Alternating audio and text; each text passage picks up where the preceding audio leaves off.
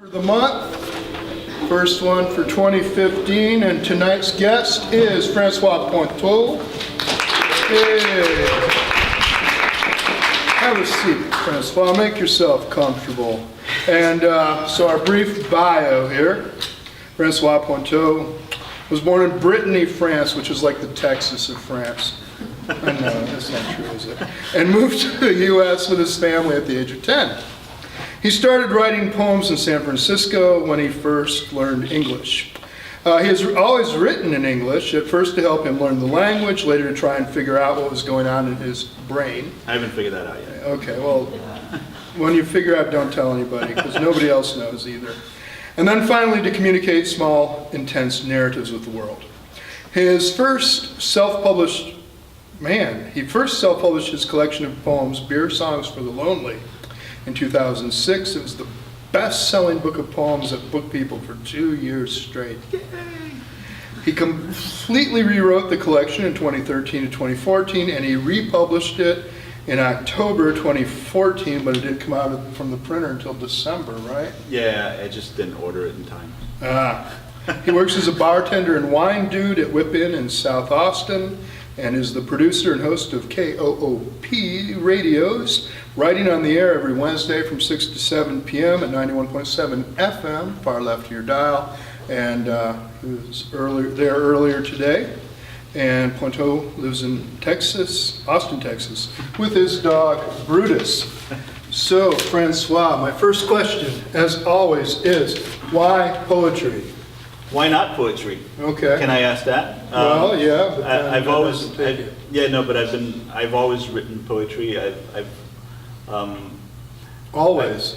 That was since I've been 10. Okay. Yeah, when we moved here. When you got into double digits, you were able to write poetry. It wasn't very good poetry. Okay.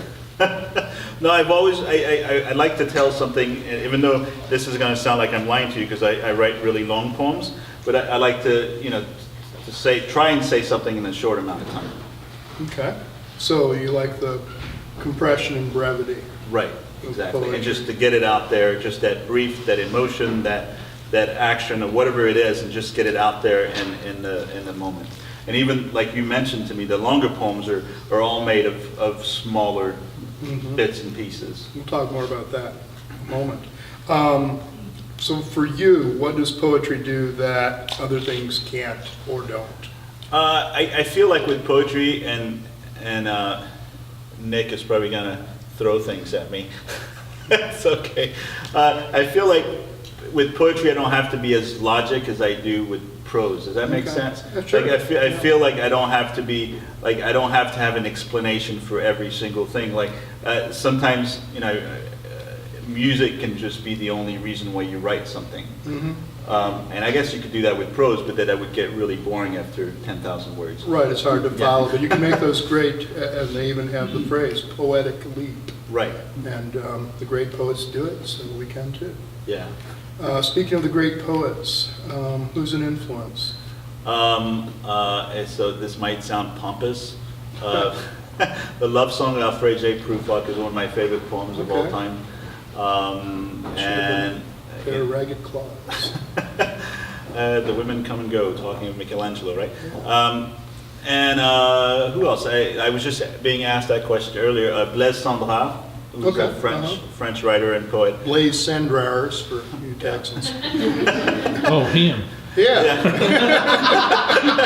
that guy. He's actually Swiss, but wrote a francophone poet. And I think he was a beat poet before the Beats were even, before the Beats' parents were even born. So I know you write in English. Do you read in French? I read in French, yes. And do you like Rimbaud or Baudelaire? Or? I would go with Baudelaire over Rimbaud any day. Really? Why? Yeah.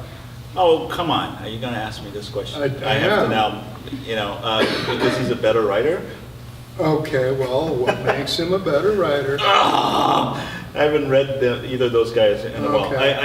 I like, the music of his language better. All right. And on top of that, he translated Edgar Allan Poe into French. Well, we'll forgive him for that. No, but his version, the French version of Edgar Allan Poe, translated by Baudelaire is better than the original Edgar Allan Poe. I can easily believe that. Yeah. So- But yeah, Baudelaire did those kind of prose poems. Do you like the density, or as opposed to the airiness of Rimbaud? Or?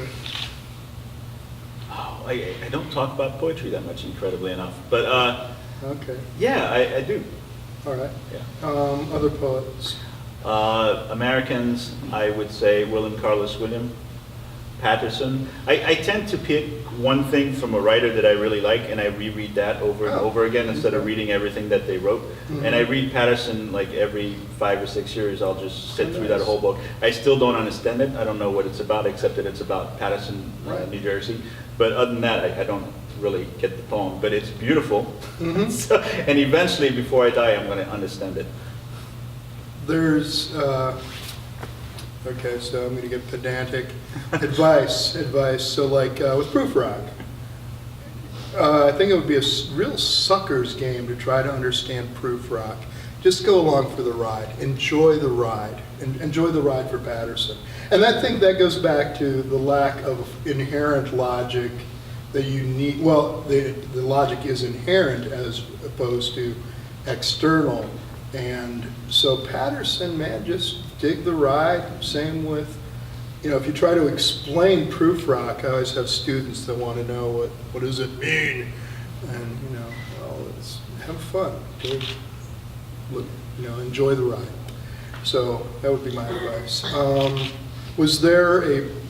So what made you start writing poetry when you were 10? And how did it change to get to real live poetry and beer songs? My teacher, Miss Tenzig, who was my English language teacher. When my family moved to San Francisco, I went to the French lycée, and my English teacher,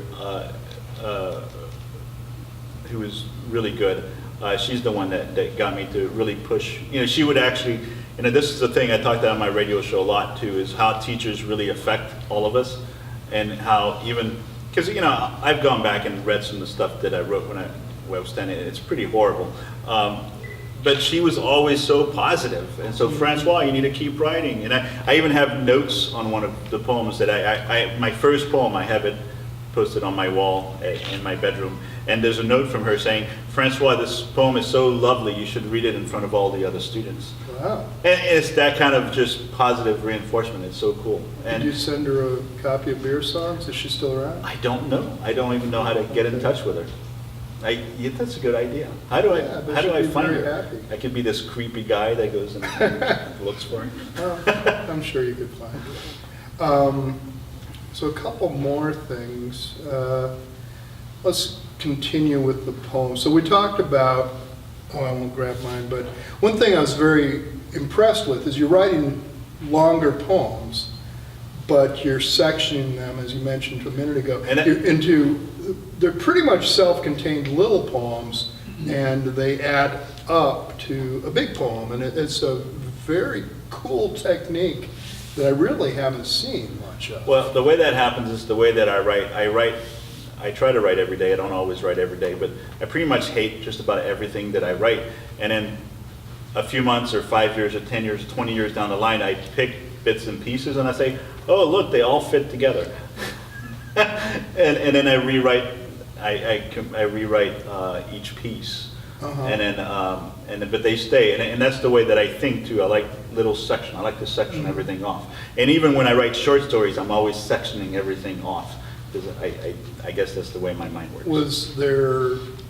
Is there somebody else out there doing this? How'd that aha moment come about? I have no idea. Okay. That's a horrible Probably answer. why it's an aha moment. Yeah. So you also talked about teachers, and you talked about your radio show. Mm-hmm. So Wednesday nights from 6 to 7, 91.7 FM, far left your dial, KOOP. You can hear writing on the air. And how long have you been doing that? 5 years. Half the people in this room I've interviewed.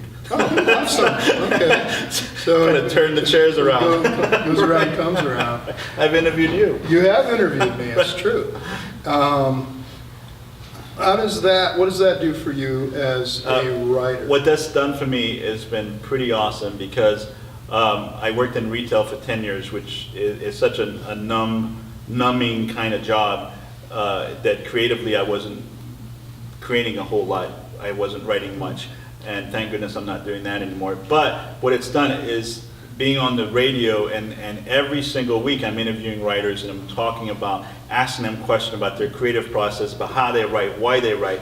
And you know, I don't like every single book that I've read because of my show, but it's really inspired me to oh, I need to do this. And recently, in 2013, I interviewed a poet by the name of Michael Zarnacki, who is a poet from upstate New York. And he was like, when he was 43 years old, he decided that he was going to become a full-time poet. I heard that. Yeah, that was inspirational. Yeah, and that was really awesome. And then before he was a poet, he sold wine for a living. You know, and at the time that I interviewed him, I was 42. I wasn't far from turning 43. And I'm like, you know, maybe, you know, so, you know, I tried to be a real estate agent for a while. That didn't work. But I kept going back to the interview and re-listening to it and reading his work. I'm like, you know, that's what I'm going to do now. You know, I've thought about it and dreamt about it and argued with my parents about it when I was a kid. And finally, I'm just going to be a full-time writer / poet. How's that going? You know, so far we have this. Second book is on its way, March or April. Oh, excellent. And there's a big chunk of time that it took you to get this out. 15 years. Okay, for, tell us. for 90 pages. All right. And I have like 2 boxes of journals and writing like that. That's about right, actually. I would urge everybody to distill and keep about that percentage. Yeah, but I think that 99.9% of what we write is complete shit, excuse my French. And Is that really French? I think so, or Greek, something like that. And, you would know, being Breton. That 0.01% is what matters, and it's to be able to find that. And to be able to, first off, write that much. Second off, understand that I have to write this much to get this much gold.